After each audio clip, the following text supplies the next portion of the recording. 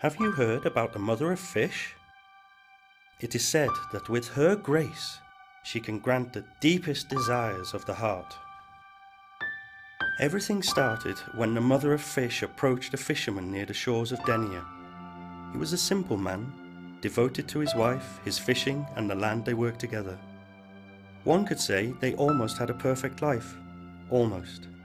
They had a longing for children of their own, and until then they had had no luck with that endeavour. The mother of fish swam to the shores of Denia and presented herself to the man. She said, "Cut off my 3 heads, your wife must eat 1, your mare and your dog must eat the other 2. After that, my 2 tails in your garden you shall hang. Only then, what you long for you will have." Her instructions didn't make sense to the man, but who was he to disobey the orders of such a creature? So, without a second thought, he and his wife did everything the mother of fish ordered. Sure enough, 9 months later, the mother of fish kept her promise. Below the lemon tree where the tails were hanged, 2 large swords were formed as flowers blossoming from the land. Their dog had 2 puppies, the black mare gave birth to 2 little horses, and his wife miraculously had 2 beautiful twins, James and Joan. Time went by in the port of Denia, where James became an adventurous fisherman. Joan was a much calmer child who preferred working on the land. When James turned 20, he began to feel restless and desirous of adventure. His brother advised him to go and fulfill his dreams. So James said goodbye to his family and started his journey. He took the mare, the dog, and his sword on his journey.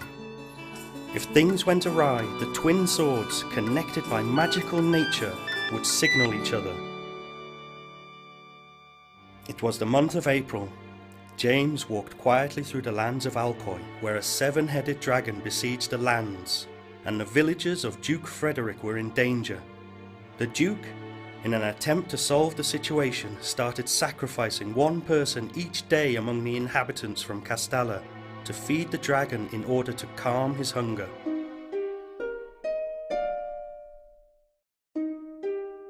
But the day arrived when it was the turn of the Duke's beautiful and young daughter Eleanor to be sacrificed. In his despair, the Duke offered his daughter's hand to anyone who would kill the dragon. As chance would have it, James and his horse met the dragon.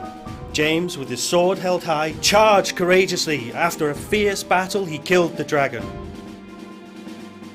James cut the 7 tongues of the dragon to keep them as tokens of what he had done.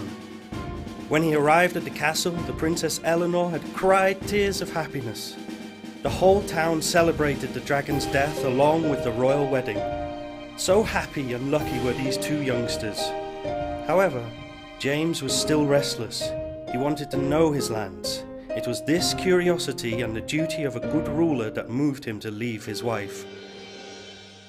Exploring around, he was attracted to a house by the chants of goldfinches and listened to the voice of a maiden who said, "Knight, please come in and see the talking sparrow."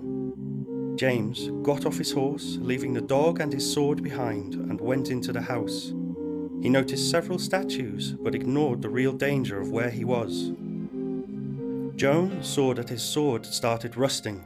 Understanding what that meant, he took off looking for his brother. After hours of travelling, he finally located James's horse and the dog outside of the house. Joan heard the same voice his brother had heard before. He almost fell for the witch's trick. But when he saw his petrified brother, he reacted and killed the witch with his sword. All the statues came to life again, including his brother James. James and Joan returned to the palace where Eleanor awaited. They thought it was all over, until a weird mist appeared with the spirit of the witch. She cast an evil spell powered by her own dead spirit. James and Joan prepared to fight together against her, but the powers of the witch were fueled by her angst of being defeated. Eleanor, desperate to help her beloved, took the dragon's tongues and triggered the magical fire in them to make the witch burn. So, the good people of Castalla were finally happy, and the lands of Alcoy experienced a blossoming never witnessed before. Eleanor and James, blissfully in love, rained the lands and brought happiness to the villagers.